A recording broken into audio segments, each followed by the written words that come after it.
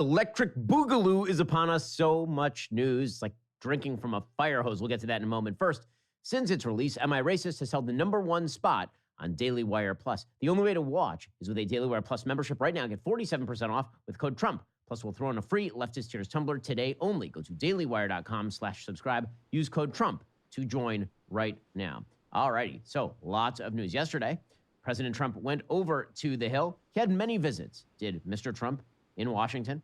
So he began by going to the House of Representatives, where he was met with raucous applause, of course. Everybody very excited over in the House. Certainly, President Trump's coattails helped retain the House majority, which is incredibly slim.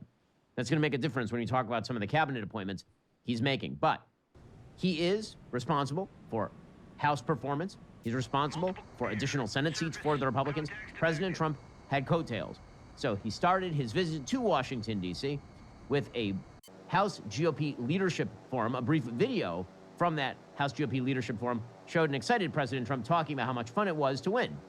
Your movie is really funny. It's really funny. By myself, laughing out loud hysterically today. It is one of the most important contributions to cinema in American history. Your goal is to conduct an investigation into something key to the culture war. There were so many great moments in there. Were these people real that are in this movie? It's a great film. I highly recommend everybody go see this movie. Mazel tov, as thanks. Ben's people would say. Am I Racist? Now streaming only on Daily Wire Plus.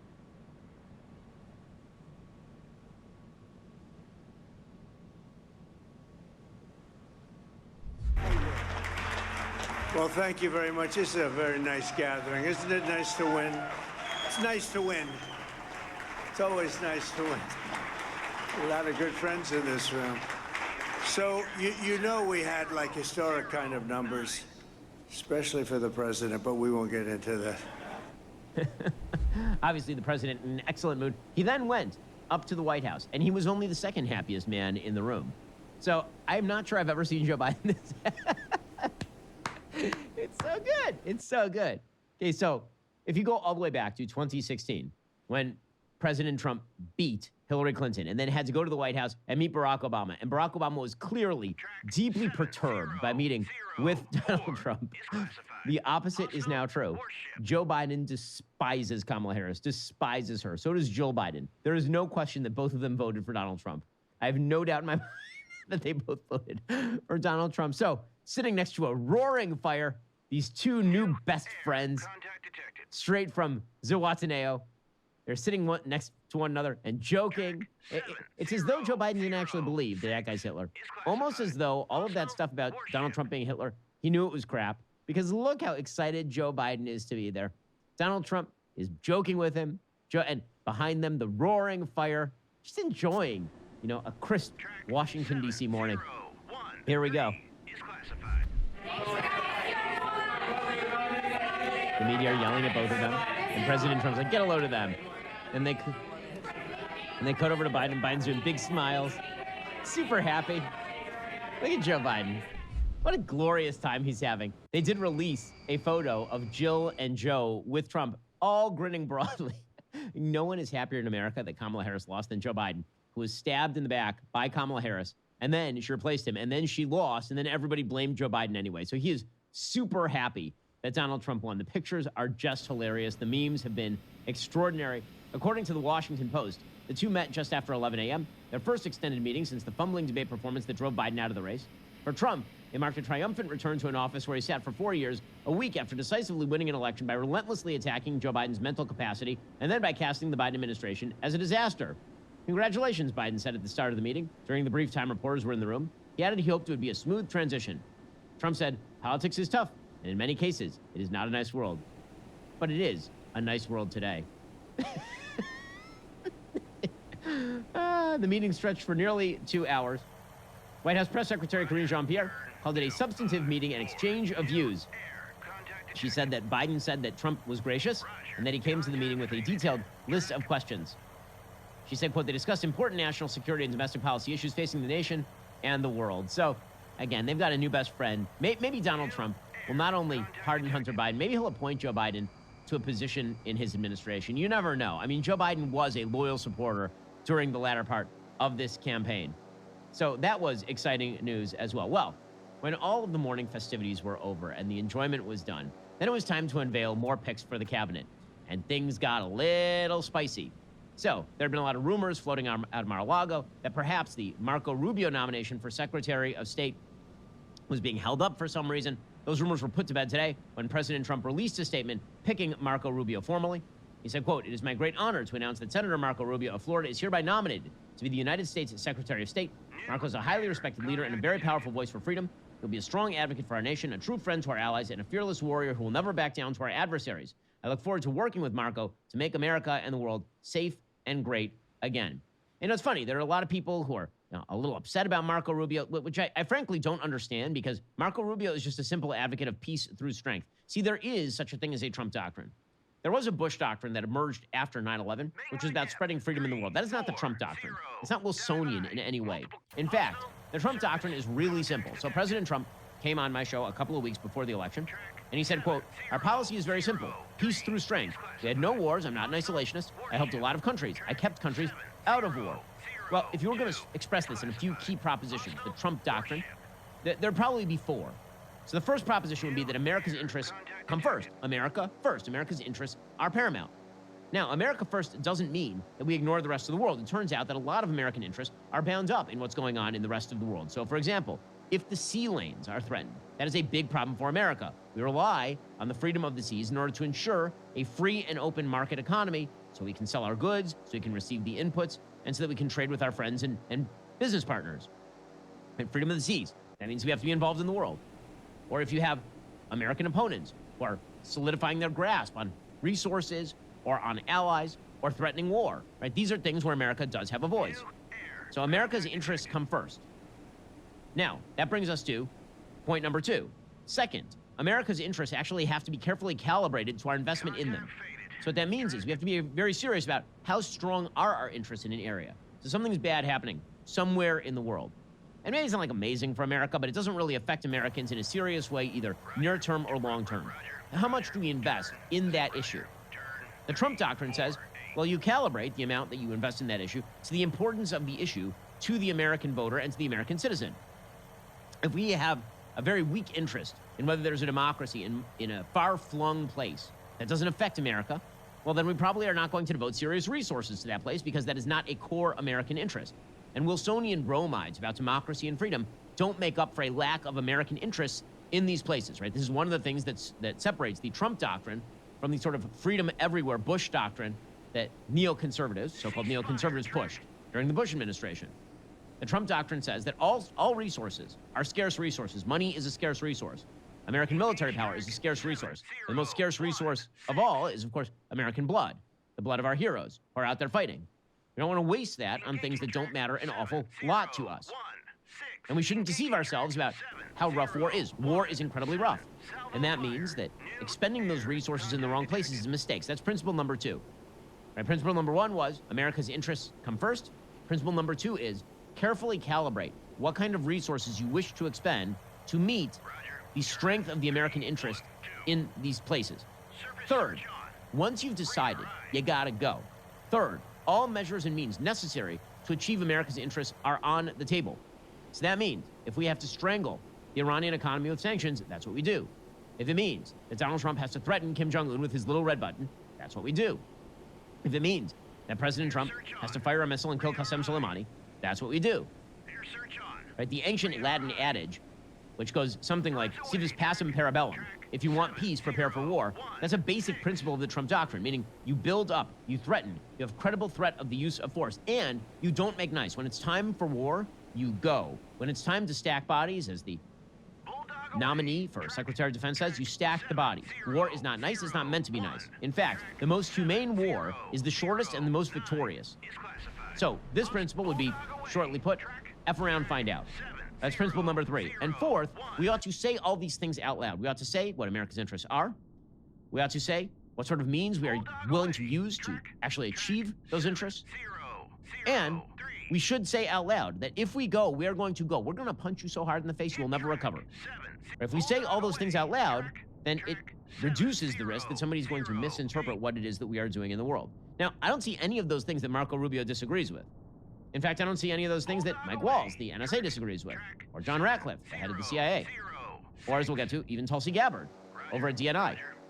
In fact, I don't see very much to disagree with there, broadly speaking. Donald Trump's foreign policy team is a peace through strength foreign policy team. He said it himself. That's why he picked them. And it's an excellent, excellent foreign policy team. Okay, so Rubio was formally picked yesterday. And that was not the only pick. He also announced that he was going to be picking Tulsi Gabbard. Well, Donald Trump's picks continue to be good overall. Meanwhile, encryption, a powerful defensive weapon against a whole army of bad actors, foreign and domestic, who want to invade your privacy on the internet, profit off your personal information, and in some cases do things far worse than just make a dishonest quick buck. Thankfully, you have the right to defend your privacy with strong encryption. So how do you exercise that right? With an app called ExpressVPN. This is an app that encrypts and reroutes your internet connection through secure servers. That makes your online activity private. No one can monitor, record, manipulate, or profit from it without your consent. If you don't encrypt your connection like this, you're exposing your online activity to a host of bad actors. For one, your ISP, who in the US at least, can legally sell your browsing history to whoever they want.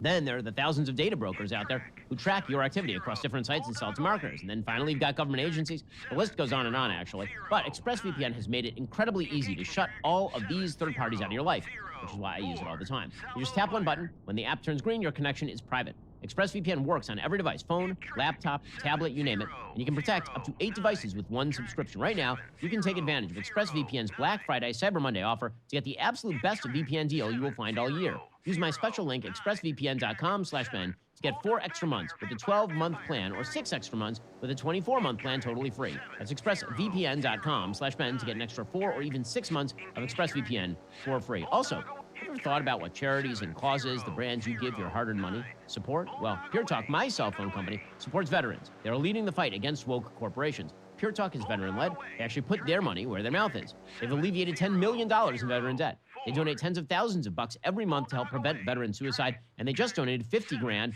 to Mike Grow Works, providing scholarships to veterans learning trades after active duty. Pure Talk gives you the exact same coverage as the big guys, America's most dependable 5G network, for literally half the cost. So why are you still giving your money to Verizon, AT&T, T-Mobile when there's a better option that actually supports our veterans? And when you switch your cell phone service to Pure Talk on a qualifying plan, you actually get 1 year free of Daily Wire Plus Insider. That means unlimited access to our incredible library of content. Am I Racist? What is a Woman? Mr. Burcham, Run, Hide, Fight, plus uncensored, ad-free daily shows and 1 year free of our new kids platform, Bentkey.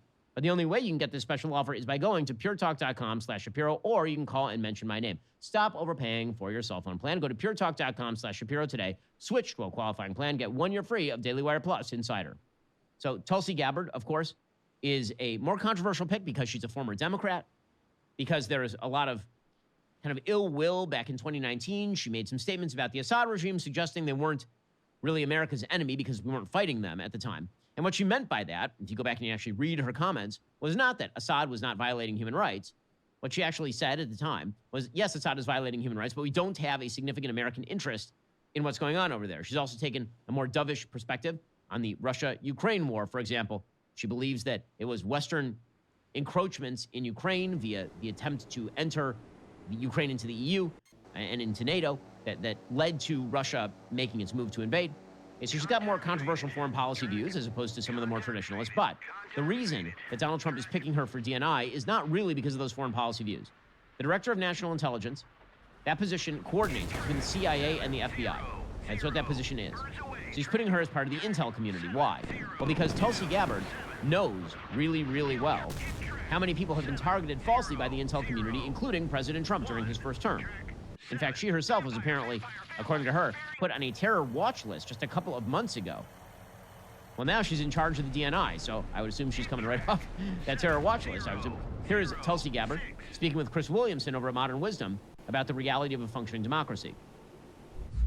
And the most troubling part about, there's so many things wrong with this, of course, but really at the most fundamental level, you look at, our country is the oldest democracy in the world, but the reality of a truly functioning and thriving democracy that has brought to life the vision that our founders had for us, that we really have a government of, by, and for the people, and that we have the ability and responsibility, for that matter, to ensure that the government we have only exists with the consent of the governed.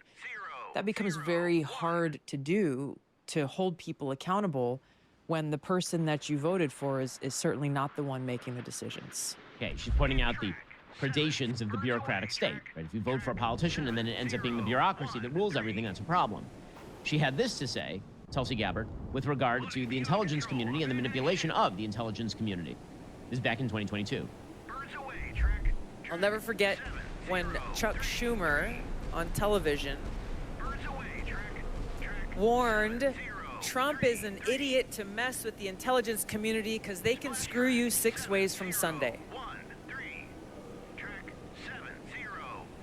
The highest ranking Democrat in the U.S. Senate warning the American people, essentially, against messing with the intelligence community because of how badly they can screw you, as though they are some autonomous body of government that is accountable to no one.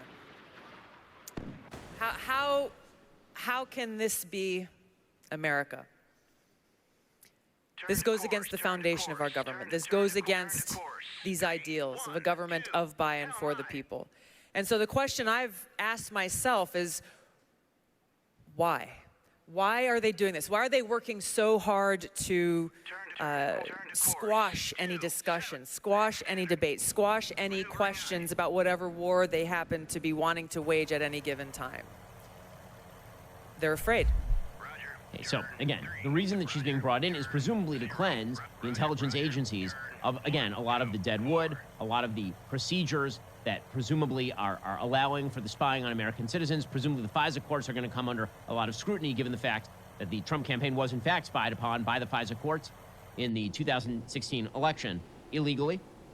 It is a big deal to President Trump. That is why he wants somebody like Tulsi Gabbard in there. Now, she might face a bit of a confirmation fight, and the Senate is a fractious place, and the Senate has its own procedures. Now, President Trump had wanted the ability to sort of make recess appointments willy-nilly. I really don't think that's how this is going to go. He has a Republican Senate. There's no reason he shouldn't be able to get his appointments through so long as they perform decently at their hearings, for example. Tulsi Gabbard, you would imagine that some of the more hawkish senators will have questions about her foreign policy, what it means for how she approaches intelligence policy, for example. But, again, Tulsi Gabbard, a perfectly expected pick from President Trump. She is, of course, a Democrat who came across the aisle to support him. The most controversial pick of the day was not Tulsi Gabbard. The most controversial pick of the day was Matt Gaetz, Representative Matt Gaetz from Florida. Now, of course, Matt Gaetz is famous for a variety of reasons. He's incredibly colorful, shall we say. Matt Gaetz says a lot of inflammatory things, does a lot of things for the online crowd. Matt Gaetz, of course, is the one who led a rebellion against then Speaker of the House, Kevin McCarthy, and basically forced his ouster, not because he thought that McCarthy was doing a horrible job running the House, but McCarthy suggests because Gaetz didn't want himself investigated. There's all sorts of accusations flying back and forth between McCarthy and Matt Gaetz. It is true that Matt Gaetz is not particularly well loved by a lot of other members of the House. They think sometimes that he grandstands. There are some things that are true about Matt Gaetz, however. One of those things that when Matt Gaetz goes, he goes. I think the reason that President Trump wants him as AG is because Matt Gaetz is a passionate advocate against the predations of the DOJ against Donald Trump specifically. Again, he's a very brash figure. Here's Matt Gaetz back at the RNC a few months ago. Under Biden-Harris, America has fallen sicker, lonelier, and poorer. Under Trump, we prospered, we were richer, inflation was low, and there were 2 genders. The swamp draining will recommence soon, and I will be President Trump's strongest ally in Congress to pass term limits, to stop taxpayer funding for political campaigns, to ban members of Congress for life from becoming lobbyists, and for the same reason you don't let the referee bet on the game, ban members of Congress from trading individual stocks. We are on a mission to rescue and save this country, and we ride or die with Donald John Trump to the end. Thank you all so much. Thank you for having my back. Let's go get him. Again, President Trump is looking for loyalty in his picks. He can expect that, I think, from anybody that he appoints, given the fact that there is a unitary executive branch. Here's Matt Gaetz going after the Department of Justice for targeting President Trump. Again, this is just a few months back. You can clear it all up for us right now. Will the Department of Justice provide to the committee all documents, all correspondence between the department and Alvin Bragg's office and Fonnie Willis's office and Letitia James's office. The offices you're referring to are independent offices of state. I get that. I get that. State. The question is whether or not you will provide all of your documents and correspondence. That's the question. I don't need a history lesson.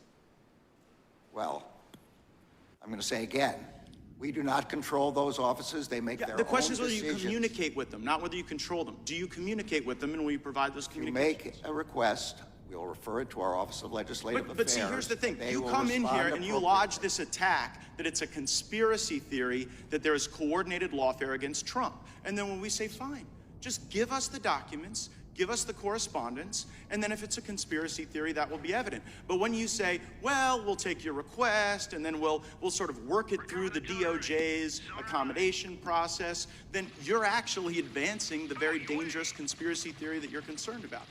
Again, Gates is very bright. He's a very loud advocate for President Trump. That's presumably why Trump wants him in there. By the way, if he actually gets confirmed as AG, half the DOJ just resigns the next day. So Trump's not even going to have to fire anybody. Everybody's just going to resign. So that's the upside. Whether he gets through a confirmation battle is another question. There are already several senators who have come out expressing serious doubts about Matt Gaetz.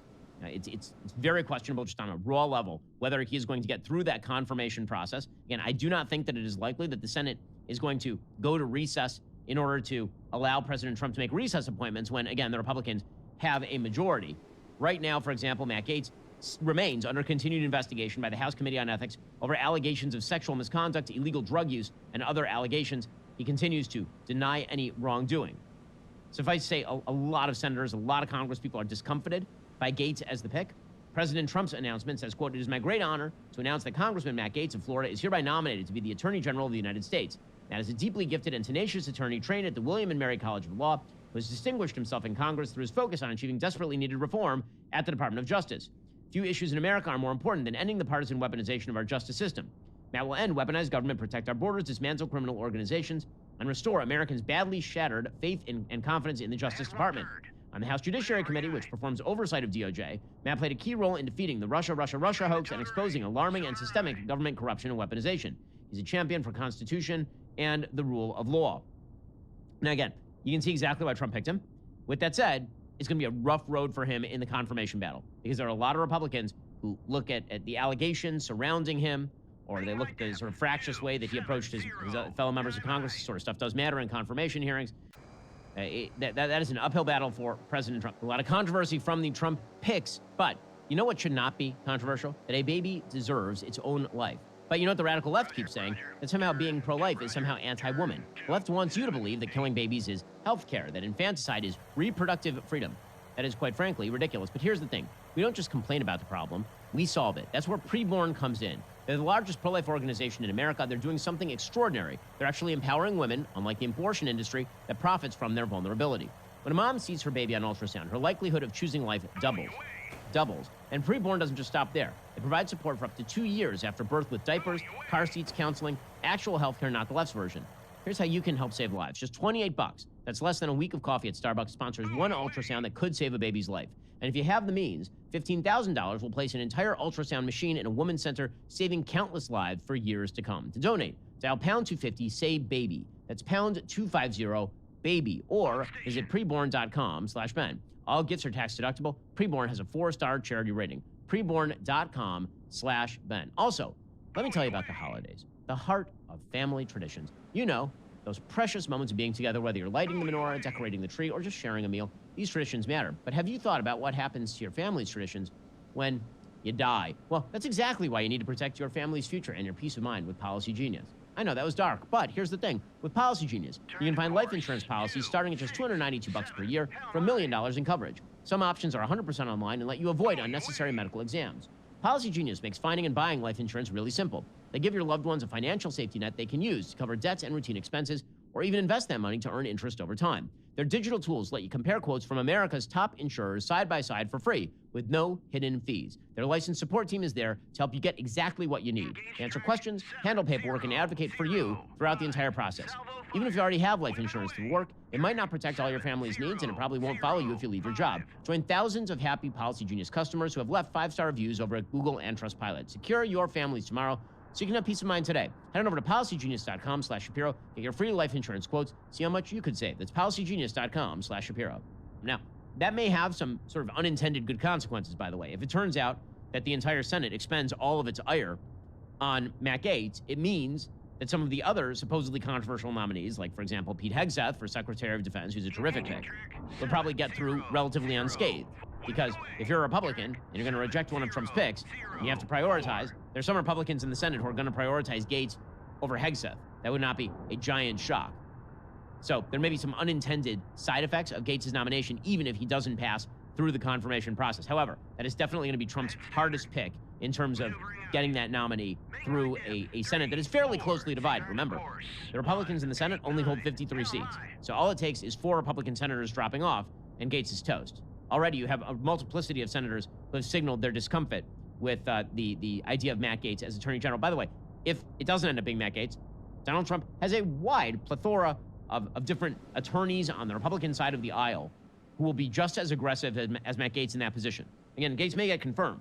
All I'm saying is that even if he's not, it's not like a mispick by Trump. It's not like Trump did something terribly wrong here. It just means that Gaetz would not be the guy. It would be someone else who would give you most of the benefits and maybe not some of the drawbacks that Matt Gaetz apparently presents to some of his colleagues. Matt Gaetz, by the way, has already resigned his seat effective immediately. There's a lot of speculation about why that is. Is he trying to still avoid this House investigation? What is it? His justification, the one that he gave to Mike Johnson, is that he's trying to resign early so that Governor DeSantis in Florida can declare an early election as fast as possible, because there's about an 8-week period to select and fill in a vacancy. And so the idea would be that if he resigns now, then his seat gets filled by another Republican. He's in a solid R district before this begins to be a problem for the Republican majority in Congress. That'd be the justification Gaetz is giving. Now, meanwhile, the congressional elections went forward yesterday. There was a lot of focus on the possibility that John Thune would be stopped as the majority leader. That did not happen. And I think there's a bit of confusion about what the Senate Majority Leader does. The Senate Majority Leader, as I've been saying, is not a Newt Gingrich figure. It's not a matter of just presenting a Republican vision. It's a matter of trying to cobble together majorities out of very, very slim majorities, and then getting 80% of what you want. So, in other words, the harder you charge as a Senate Majority Leader, sometimes it backfires.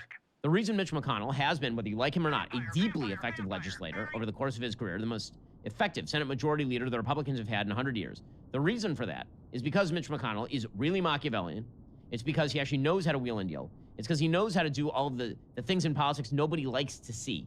The stuff that doesn't play amazing on talk radio, for example. I know, I'm on talk radio, right?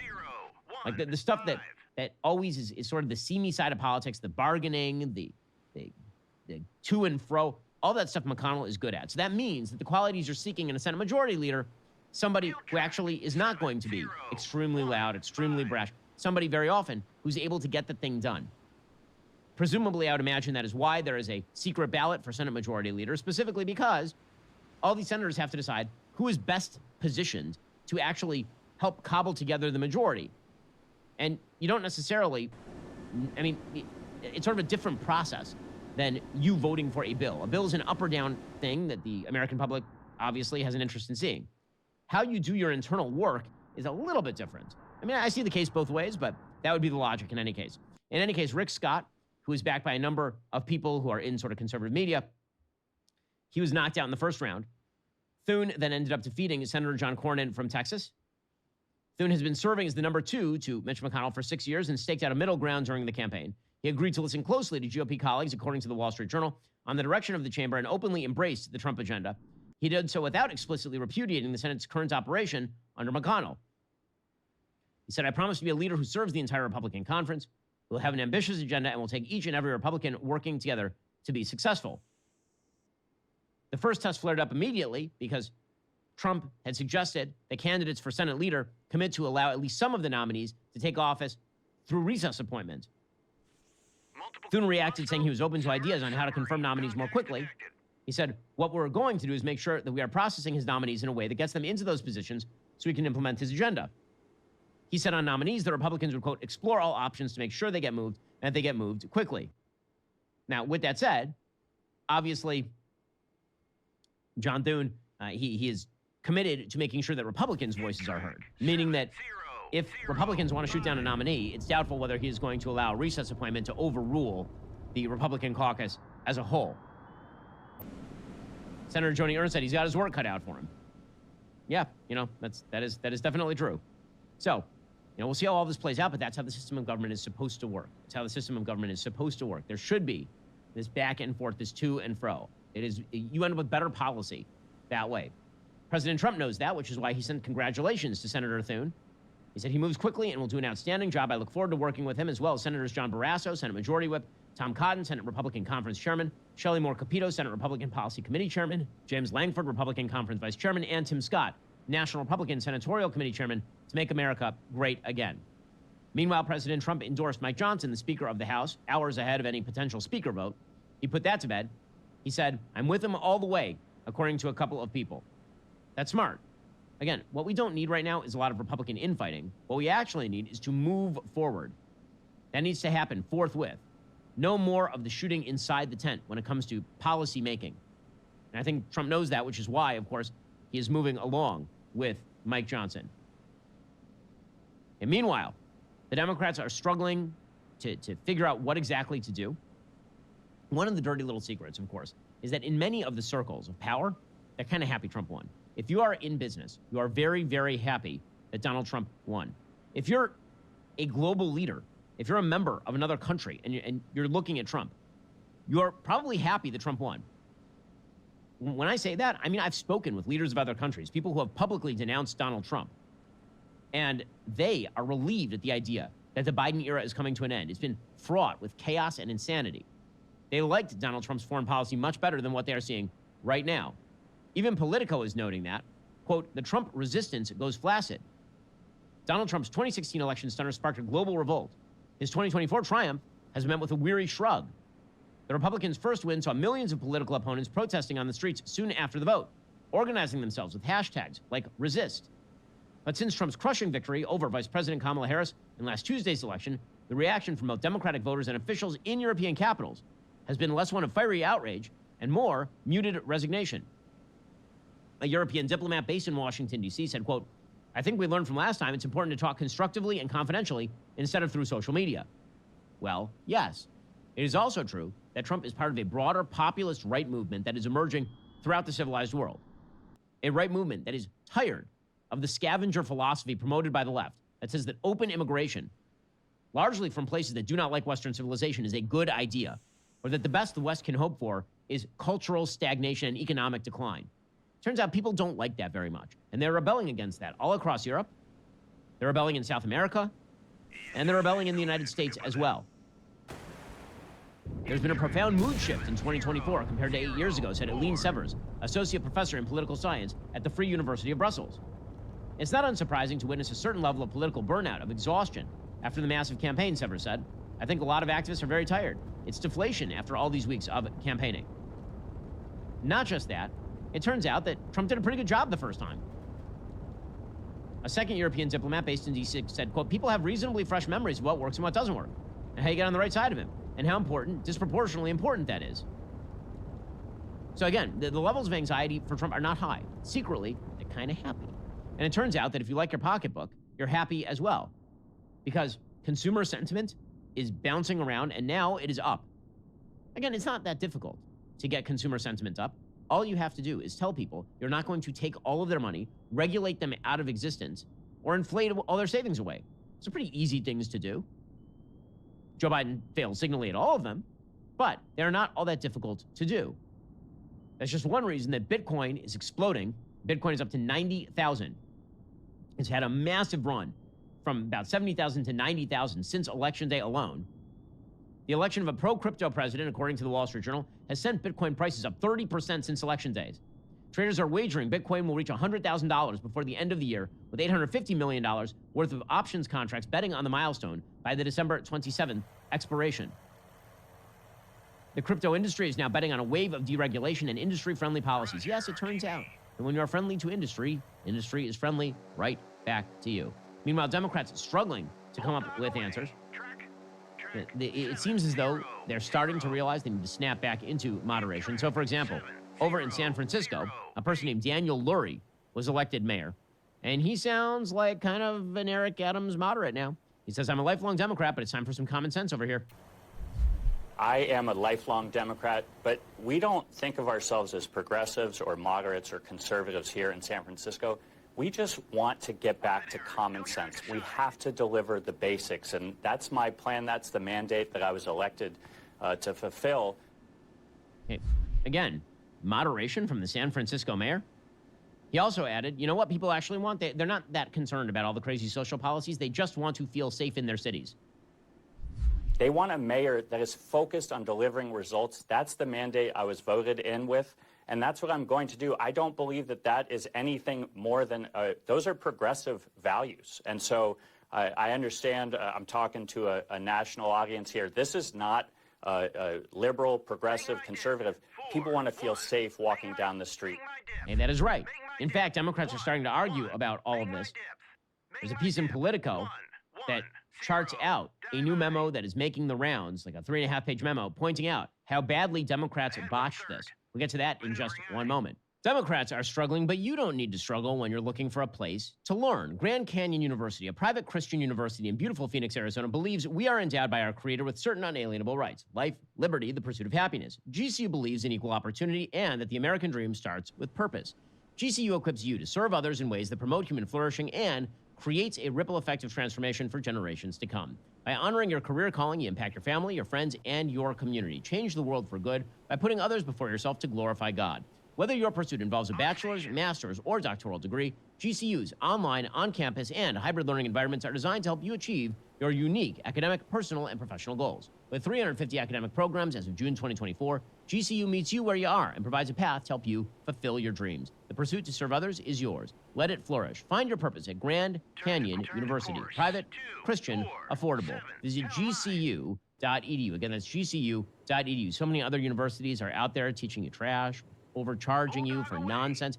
That's not what you're going to get at GCU. Go check them out right now, gcu.edu. Also, if you want some facts, here are some facts. Am I Racist hit theaters in September. It quickly became the #1 grossing documentary of the decade. Then, in October, we released it exclusively at Daily Wire Plus, where it immediately shot to the top, becoming our most watched piece of content. It still holds the #1 spot. Remember, you can only watch Am I Racist with the Daily Wire Plus membership. Right now, we're giving you 47% off new memberships with code Trump. Plus, that annual membership comes with a free Leftist Tears tumbler. Now, there's a sad fact. Today is the very last day that we can offer that free Leftist Tears tumbler with your membership. Don't miss out. This is the time to join. Head on over to dailywire.com/subscribe. Use code Trump for 47% off. Just review. Join now. Get 47% off your membership. Watch Am I Racist? And get that free Leftist Tears tumbler today. So now the Democrats are trying to figure out what their pathway forward looks like. The obvious pathway forward for them is to jettison the identity politics. Politico is speculating that they might actually have to do just that. Piece in Politico by Jonathan Martin, their senior political columnist, quote, Democrats wonder, are we too correct? The depth of the 2024 defeat brings tough questions about a base built around identity groups. He says that the party might need an opening to rethink their orientation around affinity group politics. The question is whether they'll be emboldened or cower when one of those groups, as identity-based organizations are invariably called, speak up. But the reward is alluring. Whoever can retain the party's traditional commitments to the most vulnerable and also appeal to voters who just rejected Harris will emerge as the Democrats' strongest 2028 nominee and perhaps the next president. But again, the question is going to be whether they are actually able to wake up to that. So long as people, for example, like Joy Reid are out there, the answer will be no. Joy Reid over at MSNBC, she just gets more and more racist day in and day out. It's amazing. Y'all listen to this. Furthermore, I will direct the Department of Justice to pursue federal civil rights cases against schools that continue to engage in racial discrimination and schools that persist in explicit, unlawful discrimination under the guise of equity will not only have their endowments taxed, but through budget reconciliation, I will advance a measure to have them fined up to the entire amount of their endowment. A portion of the seized funds will then be used as restitution for victims of these illegal and unjust policies that hurt our country so badly. Colleges have gotten hundreds of billions of dollars from hardworking taxpayers, and now we are going to get this anti-American insanity out of our institutions once and for all. We are going to have real education in America. Thank you. So in other words, reparations for white people. Engaging track 7002. Salvo fire. Any comments on that, Trumplex? That is not reparations for white people. That is people who are victimized by affirmative action policies that kept them out of colleges, for example. Okay, but again, keep doubling down on the racism. Please, just keep on doing it. Well, meanwhile, the attacks on Pete Hegseth, the Department of Defense nominee by President Trump, those continue. Whoopi Goldberg thinks she can get out of this simply by mocking Pete Hegseth. You know, I don't think this is going to work. He also picked, you ready? Co-host of Fox and Friends Weekend. Not even like regular.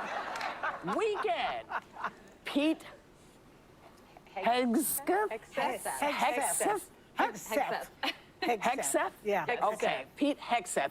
And he's picked him to be U.S. Secretary of Defense. Now, MAGA supporters and detractors are trying to figure out, what? Because of this pick. No, we're not. We know exactly why that pick was made. In fact, it turns out that the threats that we face are going to be amply faced down by Pete Hegseth. Mike Gallagher, former representative from Wisconsin, who I very much hope will be in consideration for Secretary of the Navy because he's tremendously knowledgeable and he's a real hawk on China, like a super China hawk, super bright guy. He has a piece in the Wall Street Journal titled "Pentagon Has 2 Years to Prevent World War III." He says Xi Jinping has ordered the People's Liberation Army to be ready to seize Taiwan by 2027. Whether he launches an invasion may depend on President Trump's defense secretary.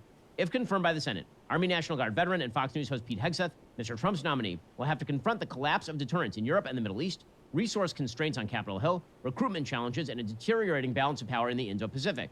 The only way to promote peace is to go to war on day one, not with China, Russia, Iran, but with the Pentagon bureaucracy. The first task is to fix the U.S. Navy.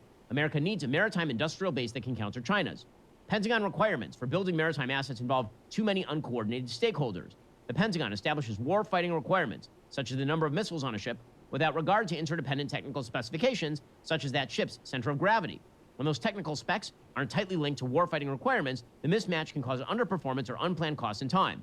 The DoD should return to a board model that served the Navy well until the 1960s. The Navy should also create an office focused on expediting the development and deployment of certain war-fighting technologies, similar to the Rapid Capabilities Office at the Air Force or Space Force. And again, he has all sorts of suggestions like this, and I think that Pete Hegseth is going to not only take those suggestions, he will do more than that. He's going to be fighting the wokeness in the military. He is not concerned with a military that is focused on the sexual diversity of its membership. He's more concerned about whether they are good at, killing bad people. That is the thing that he is mostly concerned about, the efficacy of the American military. Hegseth has said, China is building an army to defeat America. We need to build an army to defeat them. China's building an army specifically dedicated to defeating the United States of America. That is their strategic outset. Take hypersonic missiles. So if our whole power projection platform is aircraft carriers and the ability to project power that way strategically around the globe, and yeah, we have a nuclear triad and all of that, but a big part of it. And if, 15 hypersonic missiles can take out our 10 aircraft carriers in the first 20 minutes of a conflict, what does that look like? Yeah. I mean, and if they've already got us by the balls economically, which you pointed out very well, with our grid, culturally, there's plenty of elite capture going on around the globe. I mean, and then microchips and everything. Why do they want Taiwan? They want to corner the market completely on the technological future. We can't even drive our cars without the stuff we need out of China these days. I mean, they have a full spectrum, long-term view of not just regional but global domination, and we have our heads up our asses. Hey, he is right about all of that. Again, this is the person who's apparently too ignorant to be the Secretary of Defense. He's also getting hit over the course of the last 24 hours because someone surfaced a clip of him saying that women shouldn't be fighting in combat roles. Again, why is that controversial? Really, why should young women be fighting in frontline combat roles? Does that make sense to anybody? Why? There are plenty of able-bodied men to do that. Straight up just saying we should not have women in combat roles. It hasn't made us more effective, hasn't made us more lethal, has made fighting more complicated. We've all served with women, and they're great. It just, our institutions don't have to incentivize that in places where not traditionally, over human history, men in those positions are more capable. And so he is not wrong about any of that. Like, again, if this is the controversial stuff about him, I'm not really seeing it. And the other nominee who's getting a lot of flack, Mike Huckabee, as possible U.S. ambassador to Israel. That is because Huckabee is wildly pro-Israel. He's not just pro-Israel, he also understands certain basic facts, like the idea that settlements are not illegal in the West Bank. That is true. Okay, they're disputed territory at very best. And he maintains that the possibility of a two-state solution is basically a non-starter because that is the reality. There is, number one, he says correctly, that Israel does have a historic and legal claim to the West Bank. And not only that, he suggests that there is no actual peace partner for Israel. That's true. This, of course, has Democrats with their panties all in a twist because they're very upset about the fact that he's saying true things about the situation over there, that there is no peace partner, and that Israel does, in fact, have a legal claim to the so-called West Bank, Judea and Samaria, the biblical homeland of the Jewish people. Here's Chris Van Hollen, senator, saying this is very, very bad. And how are the numbers looking? We're landing at a strong 70 SPF. Thanks to JetBlue's low fares, Kayla's in vacation mode already.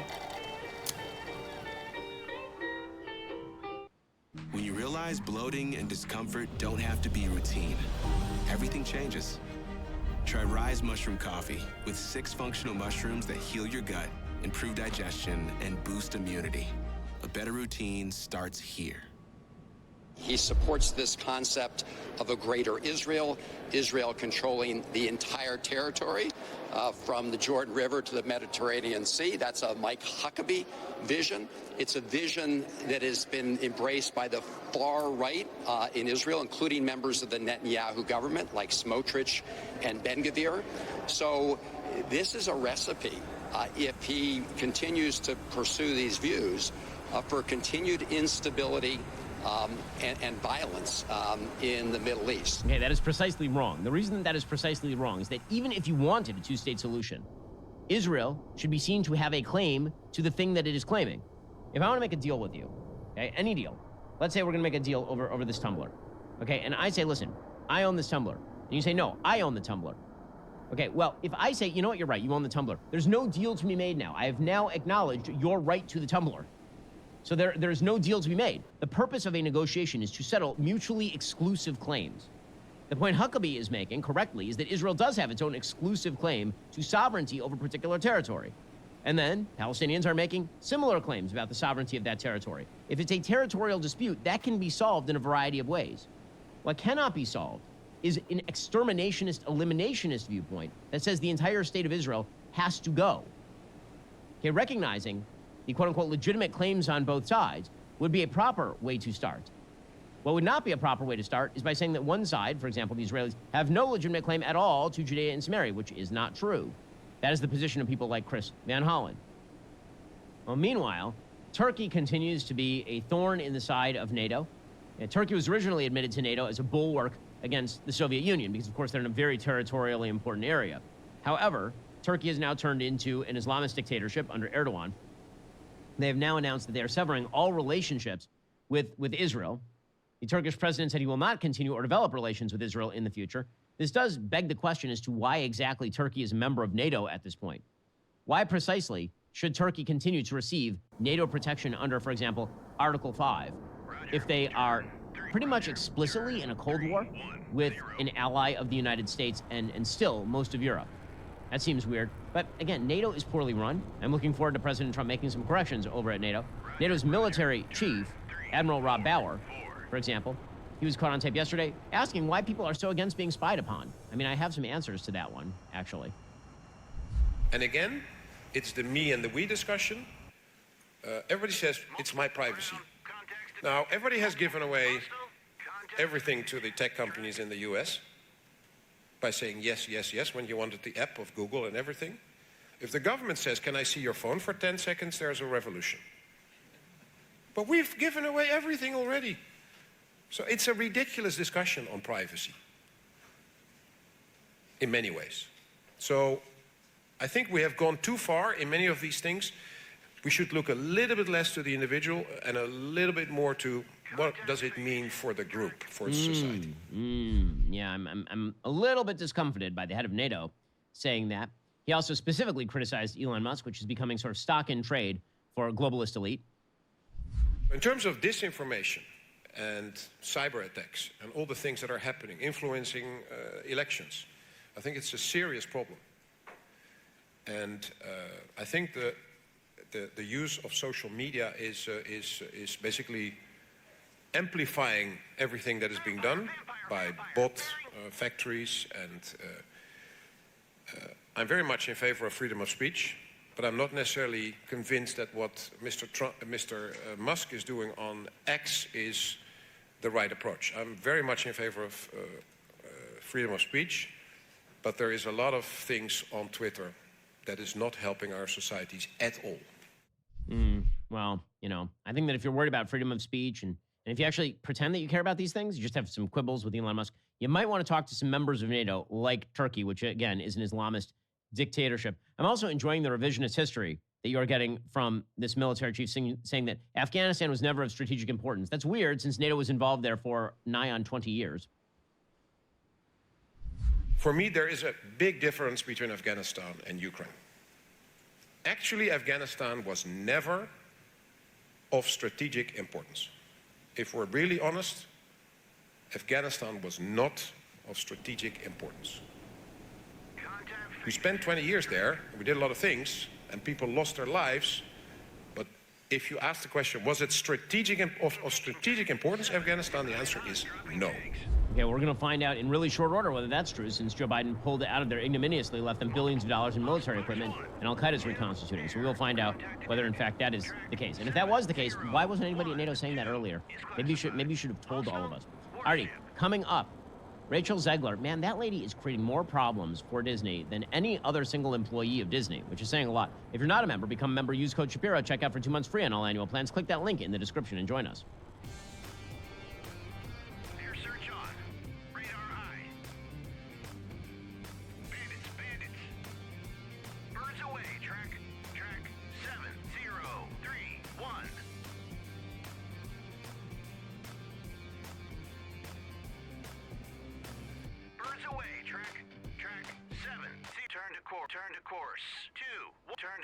You talk about a large population in this country that have come to see themselves as lab rats.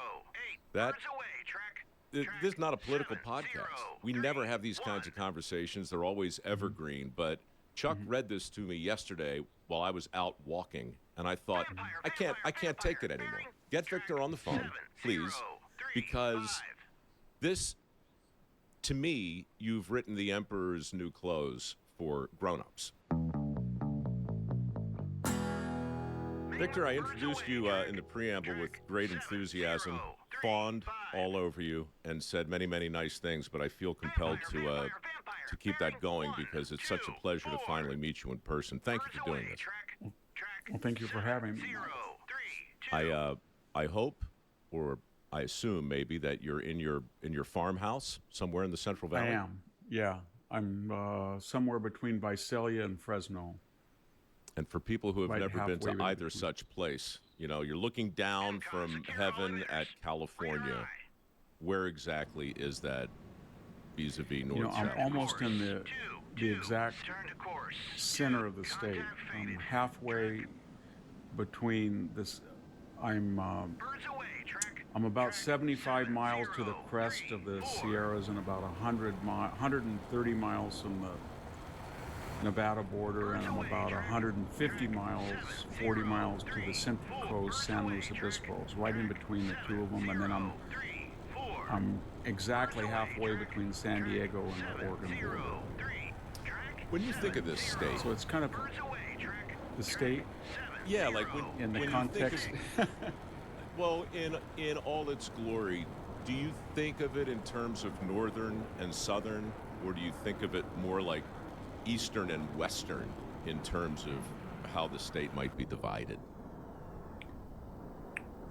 Well, it's such a huge state, and it has so many different regions and pockets, but since I was a student, I grew up on this farm, and I had to work when my grandfather ran it, and then my parents, and when I did. So I was going back almost every year, every weekend from UC Santa Cruz which was kind of the left-wing mecca in the 70s, and then to this area, which is very conservative. I did the same thing at Stanford, and I work at the Hoover Institution at Stanford, so I get these two different polarized views. So I always think of the San Joaquin Valley, not just the Central Valley, because Sacramento's now very different, but somewhere between Stockton and Bakersfield, all of the foothills, all of the eastern mountain ranges, and then the Inland Empire that is east of Los Angeles to the Arizona border, as kind of a, not just conservative, but maybe more conservative than red states, ultra conservative. And then I see that 1,900 mile corridor, 50 miles wide from La Jolla to north of Berkeley into the wine country is ultra liberal and bluer than any blue state. And that's where so the state is 30 million hardcore leftists and 10 million hardcore conservatives. And then the region reflects that too. It's almost, if you look at the map, 75% of California is probably conservative regionally. Right. Then the 25% that's not has 75% of the population. So it kind of is bizarre that, you know, we produce Adam Schiff and Devin Nunes in the same state. Yeah. I mean, not to belabor the point, but I just think it's so interesting. I've been reading your books and following your commentary for years. But I didn't get really interested in your worldview until I understood that you moved back in to the childhood home where you grew up and where you had established your bona fides and so many traditional, call it higher educational benchmarks, you know. I guess, I mean, forget, this is pretty high cotton, but in the same way Jefferson was a farmer first and then an intellectual, I just always think of you that way. And it's such a short list, Victor, that really there's nobody else on it. And I think it gives your writing a perspective. And I think that while I've been really blown away by it on many, many occasions, this latest thing that I just saw on the Blade of Perseus, your website, fantastic name, by the way, where you talk about a large population in this country that have come to see themselves as lab rats. This is not a political podcast. We never have these kinds of conversations. They're always evergreen. But Chuck read this to me yesterday while I was out walking, and I thought, I can't take it anymore. Get Victor on the phone, please, because this, to me, you've written the Emperor's New Clothes for grown-ups. And you've just gone down a list of things that I feel deeply, and I know a lot of other people feel deeply. People who, incidentally, are no fans of Trump, but who nevertheless feel like something so indispensable and concrete and real has been moved, shifted. And man, that to me is the conversation of our times. And thank you for writing it, and if you wouldn't mind, I'd just love to unpack some of it with you right now, and start by asking why. Why did you write this, and why did you write it now? Well, part of it is personal, is that I was gone for graduate and undergraduate and I lived overseas for about 9 years. I did come back to where I grew up, but when I was 26, I decided not to go into academia, and I just came back and farmed. And then I got back into academia at the local state university. But my point is, for most of my life, I've been going back between those two worlds.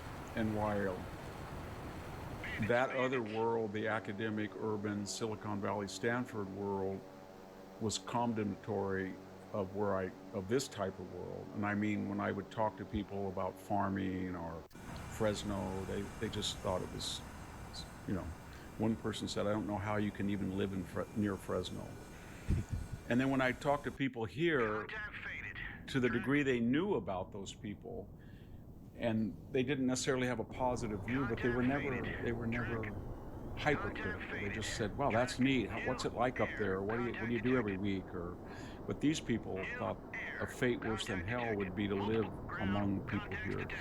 It was a very diverse area of Armenian Americans, Mexican Americans, Japanese Americans, poor white from Oklahoma.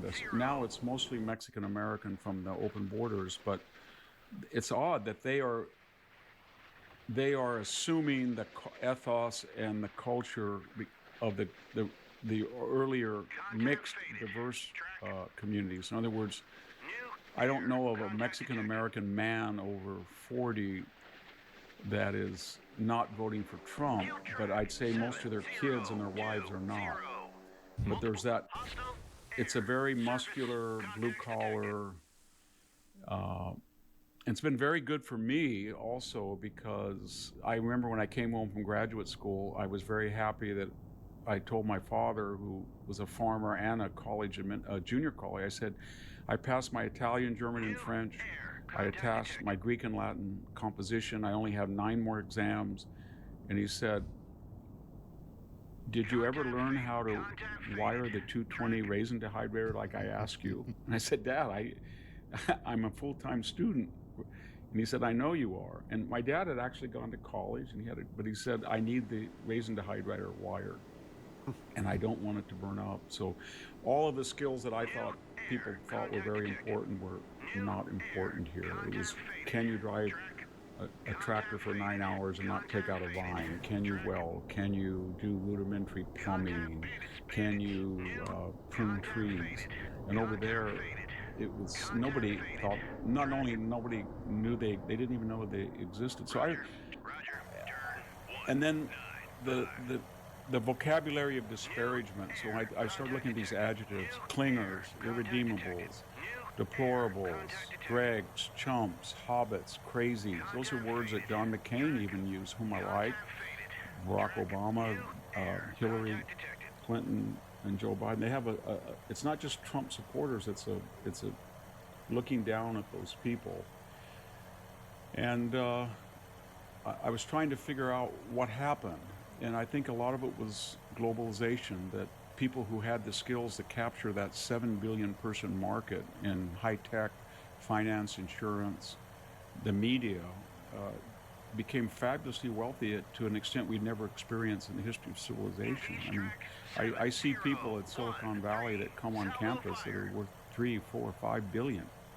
And then the people who were muscular, whose jobs could be Xerox at a cheaper rate, or they dealt with natural resources that could be offshored or something. I'm talking about people who provide our fuel, or our housing, our food, our timber, or mining. They didn't do so well. They either lost their jobs or their wages stagnated. And then we created a post facto exegesis like, well, they didn't do very well because they never learned to code, or they didn't get with it, or they didn't get with the plan, or their Okies, or their whatever. And the problem was it, so the explanation followed the reality. And you never, when you would say to them, I would go to Whole Earth Foods in Palo Alto sometimes. I'd see some of my colleagues. I'd say, come over here, look. See the grapes? See the tomatoes? Where do you think they come? Look at the almonds. You know how hard it is to grow grapes, to make them look like that? Especially in today's regulatory environment. Or, you know, when I would go places, I'd always talk to truckers, you know, or, you know what it's like? So we used to have truckers come in and get our fruit, and you talk to these guys, they drove, you know, all night long, keep the fruit cool. I'd say, when would our fruit get to New York? Don't worry, Mr. Hansen, we'll get it there in 2.5 days, I promise you. And all of that took enormous intelligence and skill. I remember one guy told me once, you know, if you don't get a job, haha, you can always run a 7-Eleven. I said, I don't think I could run a 7-Eleven. Inventory, labor, security. My God, those guys are walking Einsteins to be able to do that. Profit margins. So As are farmers, though. I mean, the great generalists of our time. You know, one of the first big lessons on dirty jobs for me was working with farmers and miners. In fact, it was a miner who pulled me aside one day and said, Mike, they're only there are only two industries in the world. You know, the rest are jobs. The industries are farming and mining. Every single thing in the room where I'm sitting now, and you, was either grown from the ground or pulled from the earth and fashioned into something useful. Those are our industries. Everything else are jobs. Yeah. And that was it is. that was sort of the thesis of Dirty Jobs, and I so wish that I had been thinking about this in 2016 when Chuck Todd invited me on to meet the press. Everybody was stunned by the results of the election. And because I had had a front row seat to a few hundred of the jobs you just described, they thought perhaps I might have some insight as to how Trump could have possibly won this election. I mean, they were gobsmacked. And I didn't have near as eloquent an answer as you provide in this latest piece, but I did fumble around and try to express the idea that we're no longer two sides of the same coin. You know, half of our workforce has become subordinate, you know, owners of these vocational consolation prizes, and the other half has become ascendant. And that pisses a lot of people off. And that started to grow and fester. And that's what I saw on my little show. And before you comment, I just want to read a quick quote from you that I love, because it speaks to this weird delineation that I think we're all suffering from. You said or wrote somewhere, "I see my whole career as integrated. I grew up on a farm and inherited a tragic view from my parents and grandparents, studying the classics for 8 years, both here and abroad, and teaching them for 20 years, all reiterated the sense that human nature was unchanging and that the human ordeal was predictable. Whether it was working on a farm or reading Sophocles, the message kept being reiterated in different ways. Nothing really changes." And that, to me, is baked into this idea that we really are two sides of the same coin as a country. At least we're supposed to be. But we're not integrated anymore. And God, what a mess that's caused. I know it, and there has to be, what the founders were very worried about was, and Tocqueville wrote about it in Democracy in America as a foreign observer, is that they felt that you had to have not the majority necessarily, but you had to have a large group of people as the foundation of a consensual society that worked both intellectually and physically. And they understood nature was not to be romanticized, but to be treated with respect, but to be mastered in some sense. And they were independent, they were autonomous. And that isn't, I mean, the farmer was the emblematic of that, but we still have the independent shopkeeper, we have the independent trucker. All of those people are not part of the Borg, so to speak, and they're very valuable people if they're viable. When I look out this window, I can look 360 degrees, and there's at least 12 farms that when I was farming, I looked at my Social Security thing the other day, from 1980 to 86, I never made more than $7,000, apparently. And they all went broke, and we're all Tessera in a mosaic of about a 12,000 acre big farm. I like the guy, I know him, he's really nice, but we're all renting our places out to him, and all the farmhouses were, they grew families. They were in the Little League, the hospital board, the parents were on the school board, they're all gone. And there are people who came in here from Mexico, which are great people, but they're farm laborers for this big corporate enterprise, and there's nobody really that I know of that is farming that does their own work. They're owners, they're managers, and why this is going to continue is, if I look out on this orchard right out my window and compare it to when I farmed, it looks better now because there's so much science and capital on the corporate level. A computer turns on the irrigation, a computer puts in herbicide, a computer puts in nutrients and nitrogen, a machine mechanically picks. One man can do this whole 43 acres I have, but when I go out there, I see there was my grandfather when I was 6 telling me, "Victor, this is how you irrigate." There was my father, there was my brother, there was I went out to the shed today to get something. I remember my brother, I had a twin brother in 1983, turned around to me and said, I just cut the end of my finger off on a grinder. And I said, my God. He said, don't worry, I'll get it. And he was out working the next day. And my grandfather, my Swedish grandfather, had done the same thing. And I said, well, Frank did it, so you're in a good tradition. But that was just everyday stuff, and it was very dangerous. Farming is statistically the most dangerous.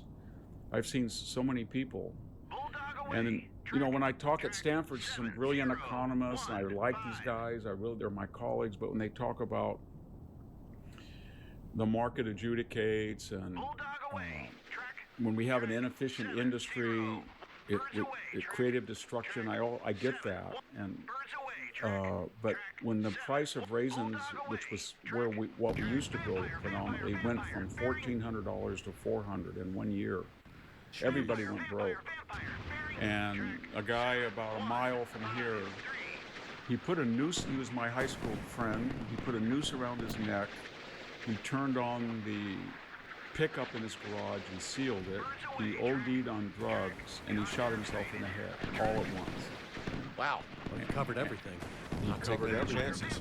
And then the ditch tender shot himself, and our family just disintegrated. We had 200 acres. It had been our family for over 100 years, and everybody sold out and moved away, and I'm the only one left, just with my 40 acres. I have the original home place, but what I'm getting at is that devastation of globalization. It was caused by EU subsidizing the price of raisins at $600 a ton, and then capturing world markets, so everybody went broke. But when the people, and I was a conservative, but when Reagan's guy came out from the Raisin Administrative Commission, I asked him, we had a public meeting, I said, this is terrible. Why do you allow these people to dump this stuff in here? And you know what he said to me?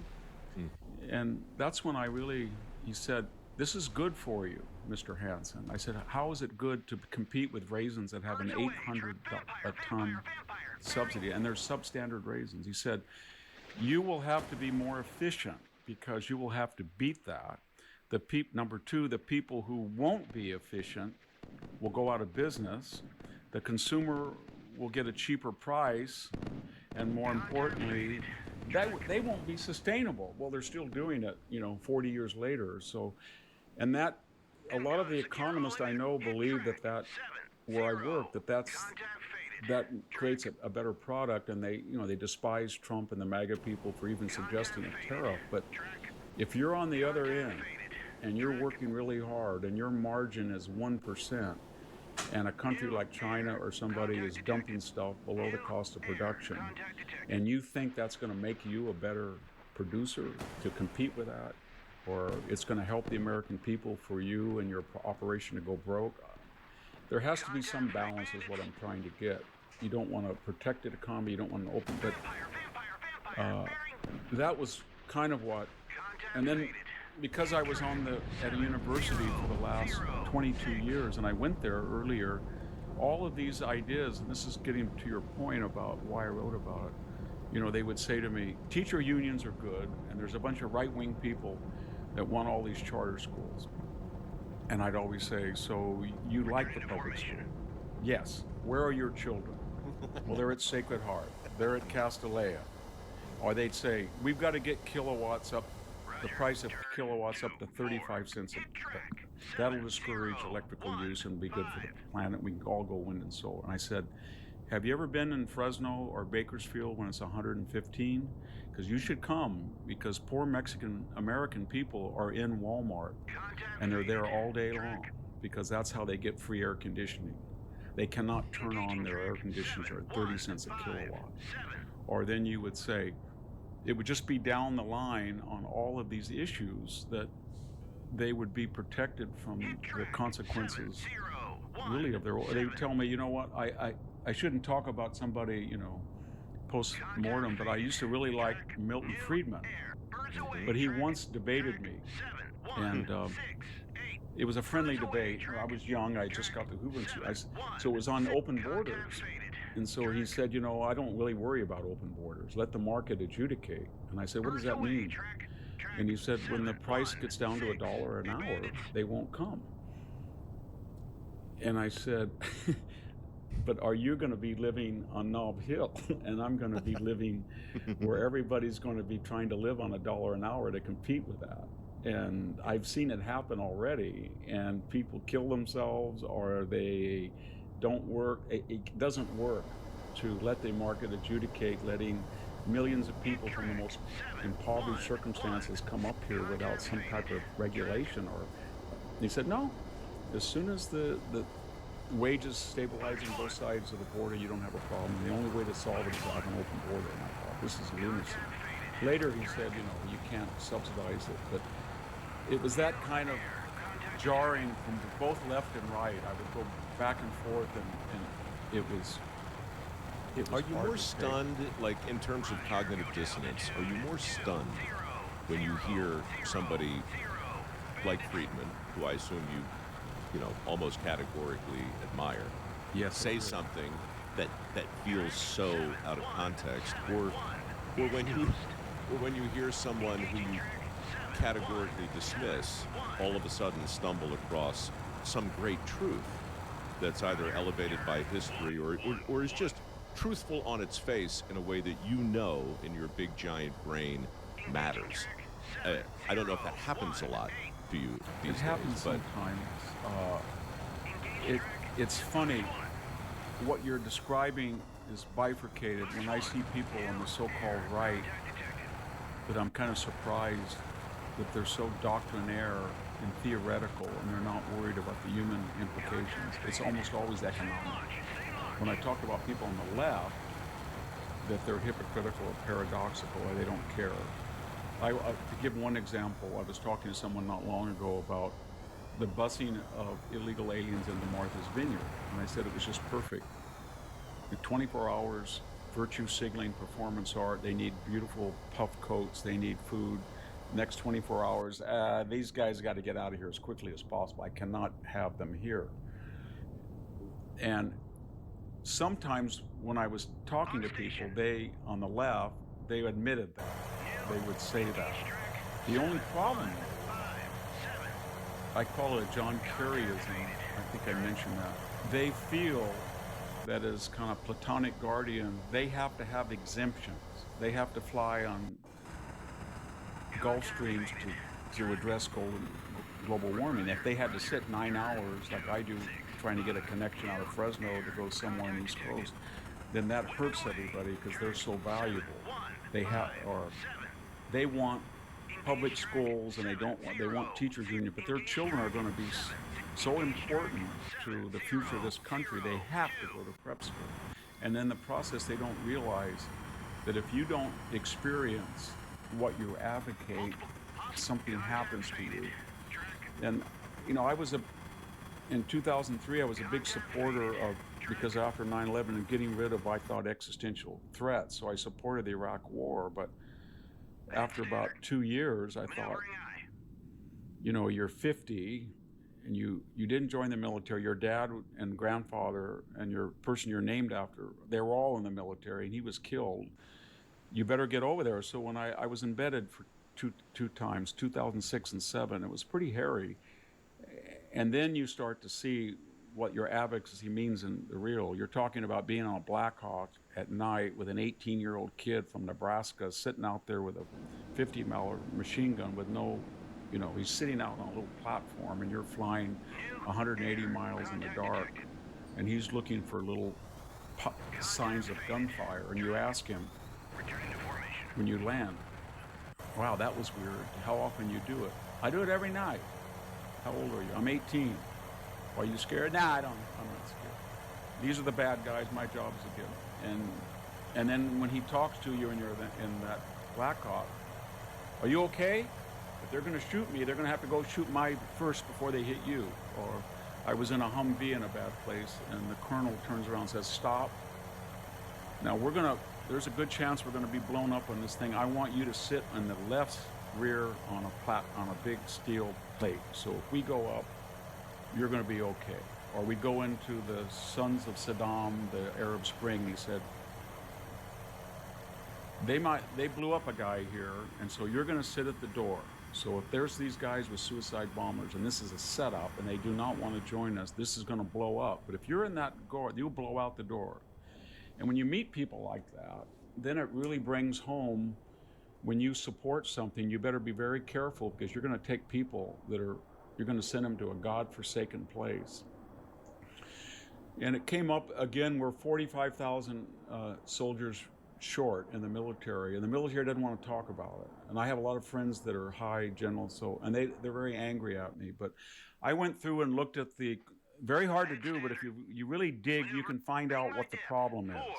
Because the military does keep statistics on race, as you know, and ethnic, and that 50,000 shortfall is inordinately white males. In other words, the Latinos, blacks, women, gay, everybody is sort of joining up.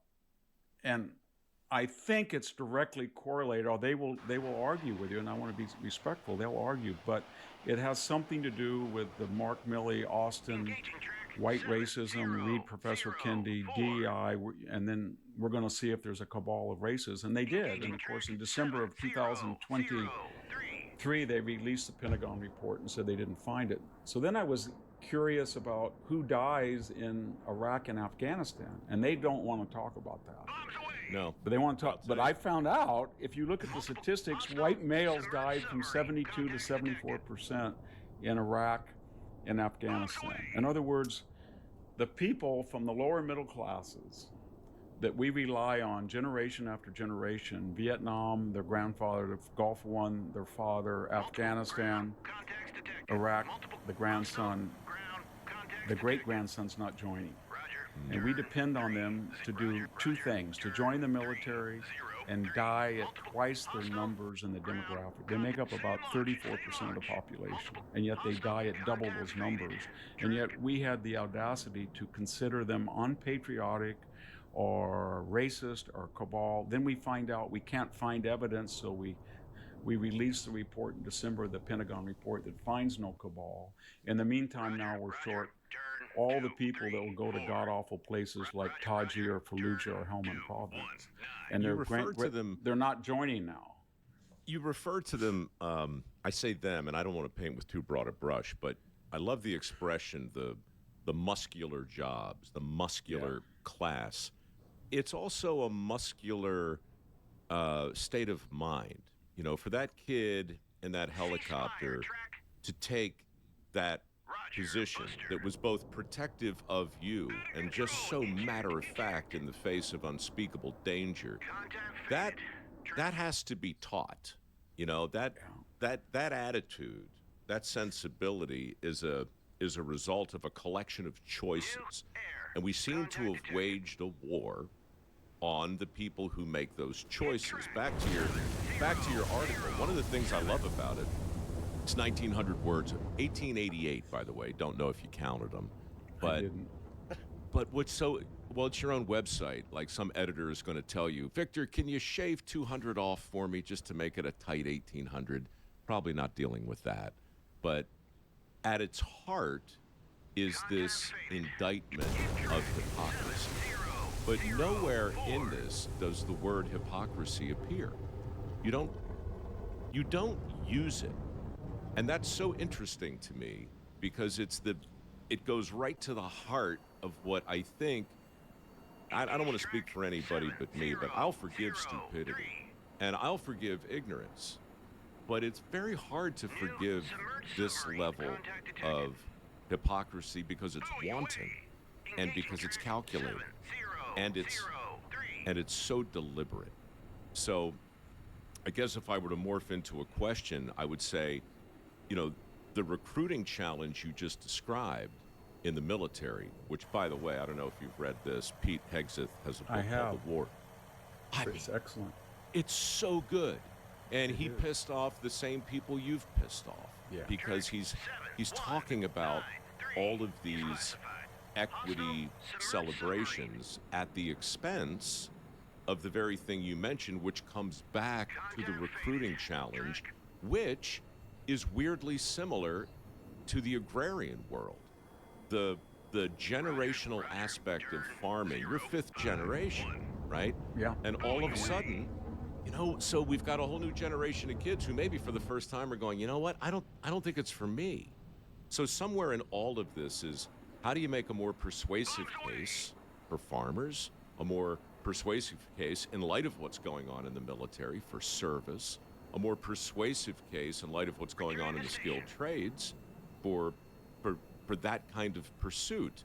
Finally, I'll just tell you this, it's not quite a peripeteia, but it was certainly an anagnoresis, if I'm getting my Aristotelian terms straight. No, you for are. me. I'm backstage at a Future Farmers of America event in 2008, and I'm giving the keynote, and I'm going through some brief that was handed to me. And on the front page, it says very clearly, we are no longer referring to ourselves as the Future Farmers of America. We are now the FFA. And I pulled the muckety-muck aside and I said, why? What is this? And long story short, the word farming had become a pejorative, and it was affirmatively impacting their ability to recruit. So I'm just throwing all that out there to say, how much of this is self-inflicted in all of these different vocations, and is there a way to change the broader societal mindset around these jobs?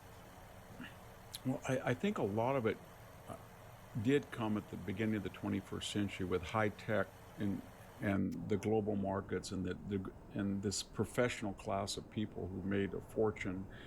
These universities that went from $1 billion endowment to $30-40 billion endowments, and these tech devices, these virtual, everybody's on their iPhone and all that. And I think what it's created, there's a human, timeless desire for something real. And there's nothing more real than devotion, like this guy that I was talking about on the Black Hawk. He was doing something real, he thought. I think he was trying to defend what he thought were the interests of his country. He wanted to protect people who were civilian, and he felt that he had a tragic view of the world. And the tragic view was, I join, if I get shot, that's the way it works.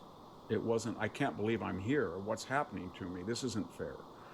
And the farming is the same thing. You talk to farmers and they'll say, the price of almonds has dropped from $4.53 to $1.57, so it's below the cost. It's boom and bust, and it's bust now. And you talk to these guys, and they're going broke, and they'll say, "Well, I'm still go out there every day, and I produce a product, and people eat it." And I said, "Yeah, but you're going broke." Well, I don't have enough money to pull the orchard. By the way, yeah, stoic or tragic, both, and I don't have a way out. But what I'm getting at is that they feel that all of these people that do these types of jobs feel it's something concrete. They can, when you lay a cement patio or you prune something, it's real. You can feel it, and it does something that's good for people. I had a Mexican American guy came by about a year ago, and he said, "Hey, Victor, I helped you build the stone wall around your fence 20 years ago. You remember that? Hey, Javier, what are you doing?" I gotta go look at it. Let me look at it one more time. How is it working? And that's that sense. And when you're a virtual society, or you're making, I no bigger defender of American finance than me, and insurance and tech, but it brings you away from concrete things. And then the more you do that, the more you rationalize it, and the more distant you become.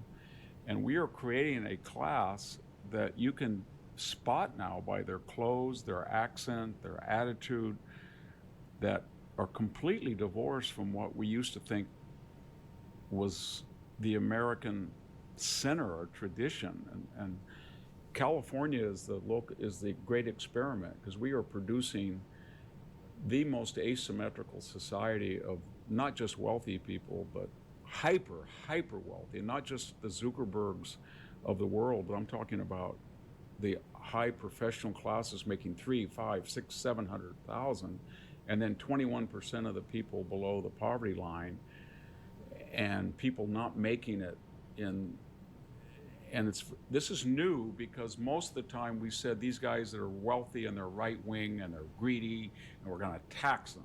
Now these guys are, well, we got to need this money for global warming and changing the climate, and we've got to help people adapt to the high-tech world, and we've got to have startups, and we're working on climate change and diversity and all that. And it's very insidious, and I don't know what we're going to do about it. But for me right now, the great threat, and that's why one of the reasons, get back to your question, it's very hard to talk about an exploitative class because these people, the wealth in the country has changed enormously. I went through the Fortune 400. There are no longer fortunes in assembly, manufacturing, mining, they are all investment, tech, insurance, media, speculation, and they're mostly, not all, but they're mostly on the left side of the ledger. So they have the added attraction of they're doing this for everybody. They're using the Soroses of the world are trying to help people. They're not the Rockefellers. They're not the J.P. Morgans. They're not the robber barons. But when you look at the techniques, the monopolies or the attitude about extreme wealth or the use of wealth to generate what they think is we lab rats should follow, they have the exact same ethos or mindset. Only they have, and you mentioned hypocrisy, at least you could say of the 19th century captains of industry, the J.P. Morgans or the Guggenheims or whoever, that they were unapologetic. They said, we're building America, we've got to have railroads, we've got to have lights, we've got to have electricity, we're going to do it our way, people will benefit, I'm happy I made my money. It was up front. These people, well, I'm making all this money, but I'm not really rich. I wear, jeans and flip-flops and tie-dye shirts. I'm just one of you, and I'm using the money for good purposes. Oh, by the way, I have 5 homes, and I have 2 Gulfstreams, and I'm living a life completely antithetical to the things I tell you to do. You can't have a natural gas stove in California anymore, but I have an Italian imported one. You can't use natural gas to heat your home, but I have an Olympic-sized pool down in Malibu. I got to get it heated. That kind of stuff. You got to have a little EV with a 300-mile range, but when I get off my Gulfstream, I need to have a Range Rover with 15 miles a gallon, and it's so easy to do that. And that bi-coastal elite is they're very dangerous people because